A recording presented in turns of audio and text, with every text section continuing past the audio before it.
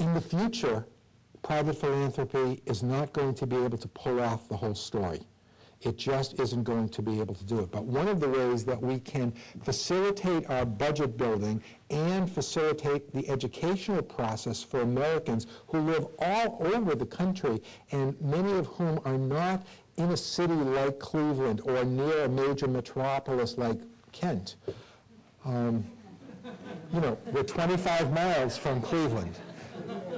We're not in Indiana. We're 25 miles from Cleveland. I can be at the City Club in 37 minutes from my house.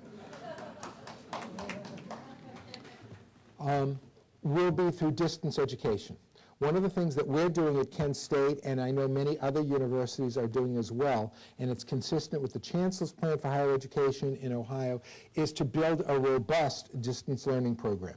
We are offering more and more courses online where students never have to leave the privacy of their den.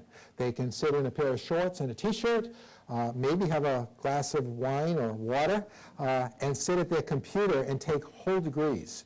In fact, we offer a master's degree in library science that is offered wholly online. It's the only such degree in Ohio.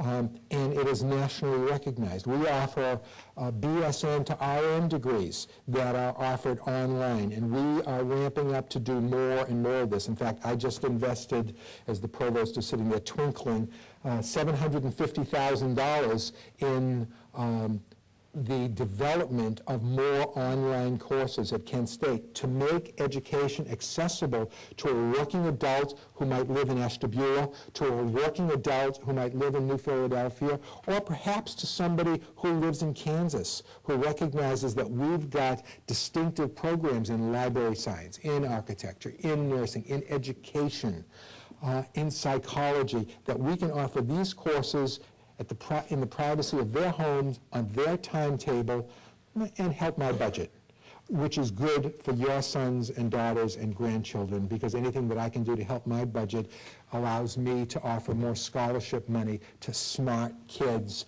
who just can't afford to go to college.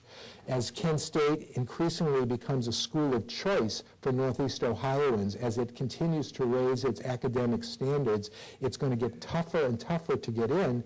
And the demand for me to be able to offer more financial aid gets tougher. It's a tougher challenge. The better you are, the more financial aid you have to offer. If you have a 1,500 SAT or a 29 ACT, you're going to sort of demand, well, if you want me to come to Kent State, you're going to have to give me, you know, $5,000 or $7,000. So there's a spiral here. It's a good spiral. I'm happy to be engaged in the spiral, but we need to build a budget that will support our aspirations, and our aspirations are pretty darn significant. Dr. Lefton, this question is somewhat similar to the previous question, but one step further. You mentioned in your talk today that just like public education in America from K to 12 is completely free, it would be your preference to have the same thing occur regarding colleges. If this were to occur, this utopian, wonderful thought would bring us in line with many European countries and also Asiatic countries. Do you have any ballpark figure what it would cost? And more important, would you be willing to recommend, you said that Ohioans like to pay taxes, would you be willing to recommend that we pay for this by increased taxes? Would you like to hear how I feel about NAFTA? The truth is, higher education in the United States is the envy of the entire world. We have the best. There's no question about it. Every country in the world wants to be like us. There's not a week that goes by that we don't have a delegation from China, from Korea, from Germany, and some countries that I've never heard of who come to us to learn about how do you do it. And at Kent State, we run a multi-campus system of 8 campuses with 37,000 students. They want to know, how do you do this? These countries run these programs fully state-supported. Students don't pay tuition. One of the problems that we face is a declining number of students want to go to school in the areas where these countries are absolutely supporting students. Let me give you an example. Science and technology, we are falling behind internationally in science and technology. And yet in Germany, in Korea, in China, a student who wants to study science and technology is put to the head of the queue. They are given the full boat rides. They are given support. Our students today, I love web designers and sports administrators, but they all want to be web designers and sports administrators. They don't want to teach chemistry or physics in high school. Let me give you a statistic. Last year in the state of Georgia, 137 high school physics teachers retired.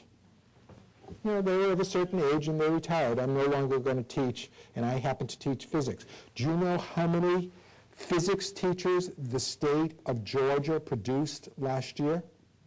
Take a guess. 0. One.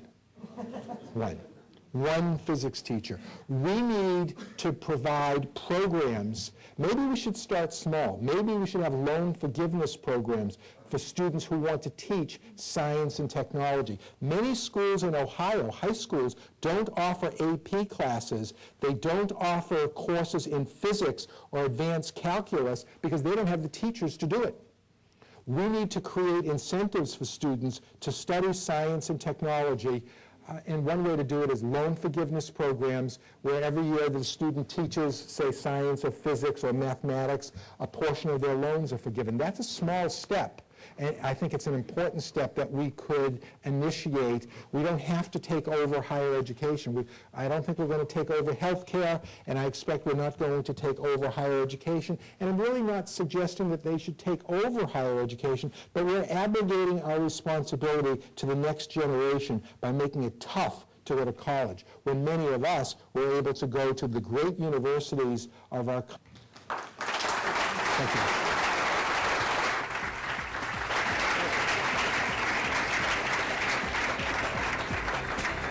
Today at the City Club of Cleveland Forum, we have been listening to Dr. Lester Lefton, president of Kent State University. Thank you, Dr. Lefton. Thank you, ladies and gentlemen. This forum is now adjourned. For information on upcoming speakers or for podcasts of the City Club, go to cityclub.org.